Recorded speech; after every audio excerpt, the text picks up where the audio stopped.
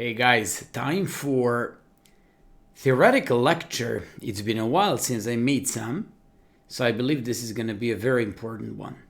Lately, one of the most important variations against the King's Indian with a really high score for white became this early bishop e2, bishop e3.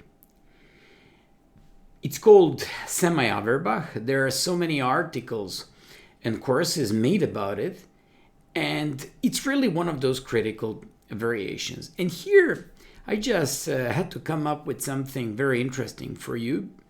In general, there are like three main moves and approaches by black. E5, which is a typical King's Indian approach. C5, which is Benoni-Benko approach.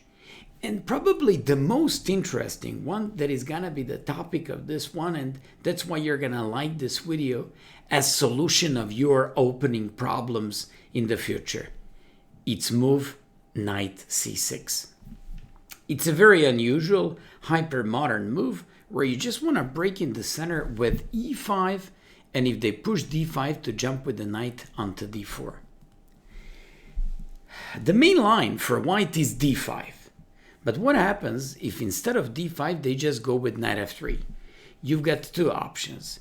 To go and to transpose into the main line, Gligorich variation after e5. But why would you go into a Gligorich variation if you can just go with knight g4 without having e5?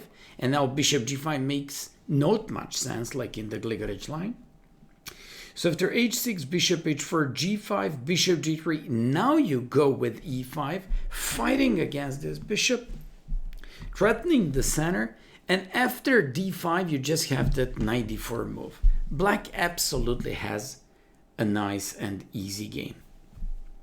And because of this, most of these guys, top GMs, almost everyone who plays this variation, they automatically, almost on autopilot, go with d5.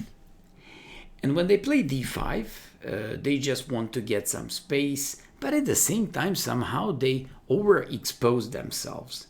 We go with the knight e5, and now white has two options. To either go with hyper cautious h3, in which case they want to go with f4 and chase this knight away, or they go with f4. If h3, you just go and break in the center with e6. The whole point of e6 is that you fast want to break in the center with e takes d5, bring your rook on the open file, go after, like the pawn on e4, or in order to control the e file with a rook on e8, and eventually break in the center with some c6. Let me just show you what happened in a couple of games in blitz of mine. So for example, if f4, now it goes back to d7, d takes, f takes, and everything looks so cool for white. Like, looks like they have space, they have control of the center, they have everything. So let me just show you something. Andreikin played against Chigaev, I believe a year ago, queen c2. Like overprotecting e4, preparing for a long castle. And Chigaev missed a very simple move, knight h5. Knight h5 going after the pawn on f4. And if bishop takes h5, boom. Queen h4 check. So when you go with the queen h4 check, you win the bishop pair, you absolutely have a nice game, and you even have like a pretty good control of the dark squares. In the case of knight f3, you just go with knight h5. And now they don't have a way to defend pawn on f4 but to play queen d2. But if they play queen d2, now we go with the knight g3. With the knight g3, we just break the short castle, we win the bishop pair, and we have to be so much better in a game like that. So all things considered, this overextension with knight move f4 is not good.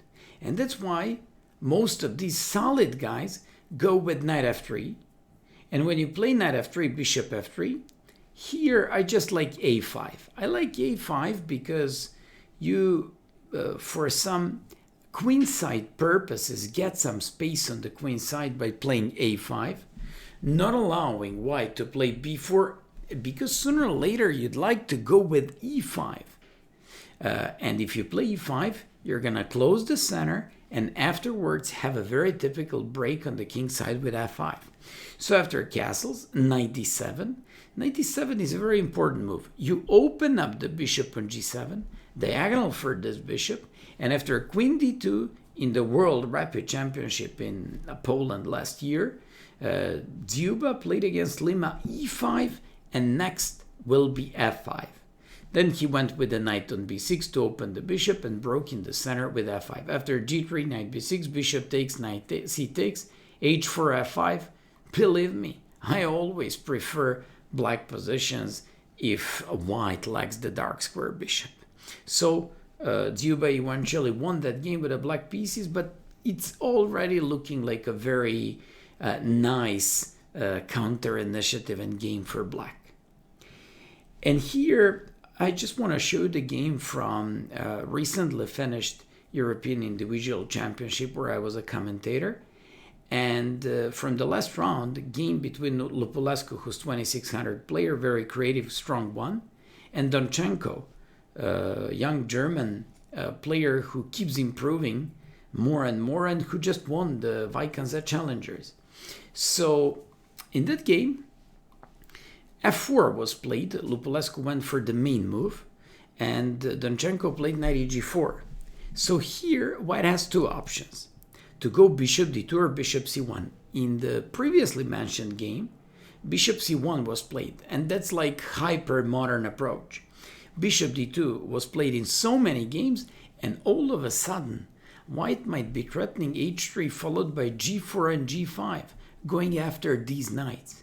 So this is why after bishop d2, you gotta go with knight h6, you gotta retreat your knight, and everything what you do in this position is based basically on breaking in the center with e6, and in case they recapture by e-pawn, getting an f5 square for your knight on h6 on f5. So they have two options, to play h3 and to play knight f3. I remember playing against Grandmaster Stremavicius in Serbia Open last year. He played h3. I broke in the center with e6. He played g4, and he now threatens that g5. I never was afraid of losing this. Of course, I went with e takes. He played e takes, and I played rook e8. I was never afraid of g5. Simply, I would just go with a move like knight h5. For example, you have knight h5, and they can't take because they're pinned. You just go with the knight f5, and you're just doing great. Believe it or not, even if you sack a piece, it's nothing. So king f1 he played, and I said, okay, not a big deal. I went for c6. He realized that I was about to break his center, played bishop f3. I captured on d5 and played great move b5. I lost the game, but I was absolutely in full control of the game and winning. But I just badly blundered something and lost a completely winning game. So this was the game there. And you see, you're just outplaying a GM 25-40, like pretty easily out of the opening in such a modern, I'd say, cutting-edge fashion. Apart from that, after bishop d2 h6, most of these guys go for knight f3. You go c6, and you know what? Now, let's imagine, the main move here is a4, and I'll explain you why. Let's imagine they just go for castles. You take, nobody will take by pawn because of knight f5, and then you just get an amazing control of the dark squares and fantastic f5 outpost. So c takes d5. And now you go with b5, breaking in the center with b5. And when you play b5, they can never take by knight because you go queen b6 and you're winning. No, you're not much better. You're winning. And if bishop b5, you just go queen b6, knight takes e4, and by using deflection, they can't take on e4 because queen b5, they're falling apart, and reminds me of some dragon ideas when I do the same b5, queen b6 trick. This is why they have to go with a4. So the point of a4, and the most critical variation here by white, is when you take and they recapture not to have b5. But it's not a big deal. Now you just break it with e6. And that's what I like about this line. Like having like overexposed and extended pawn structure definitely pleases black. In the game that was played yesterday, Lupulescu went for bishop c1.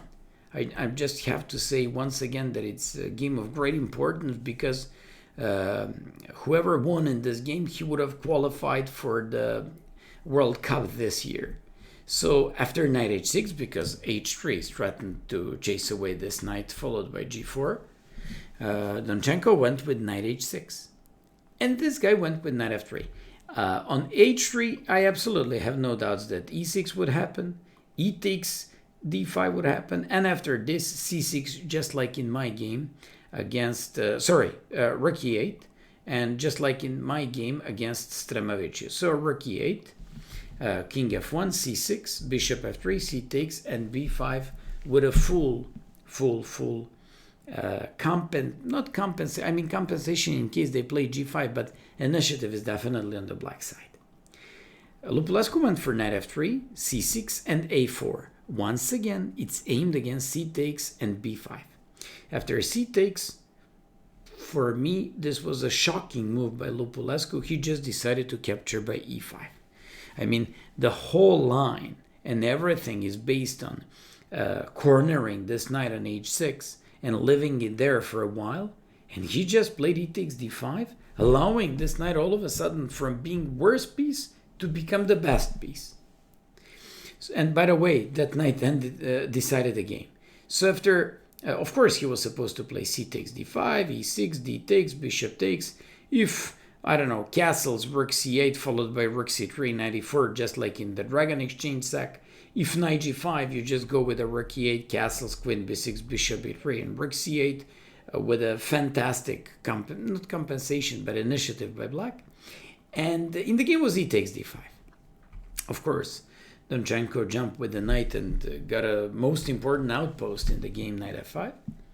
And this guy played a5 to avoid queen b6 for the time being.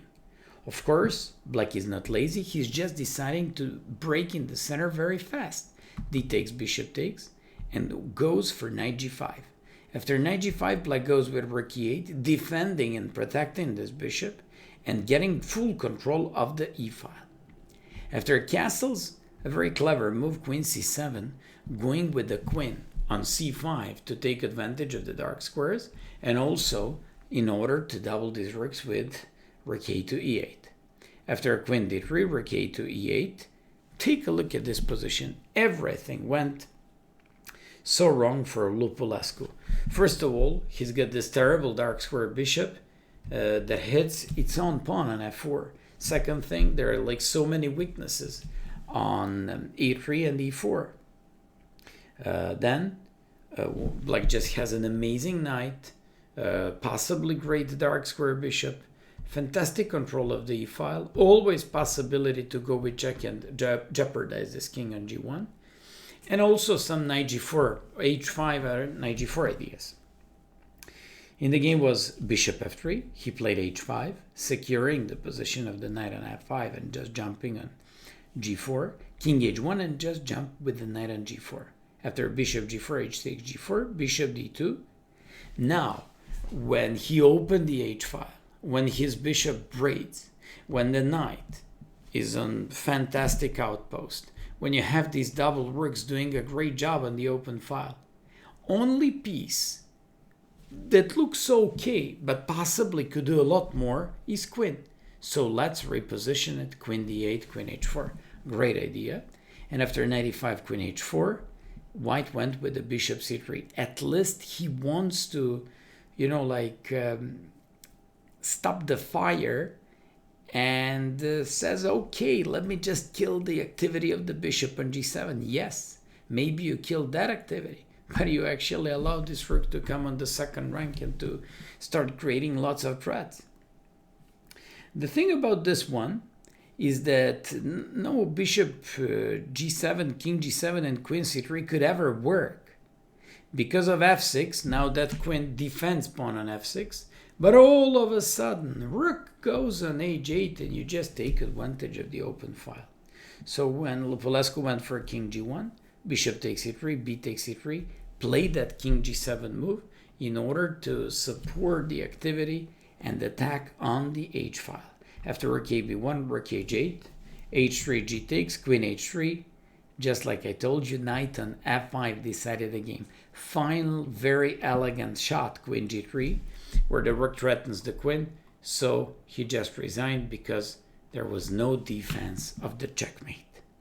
I believe these are very fresh analysis, a very fresh approach against very modern and one of the biggest problems for the King's Indian players, and hopefully you're going to enjoy this one. All the best and see you next time.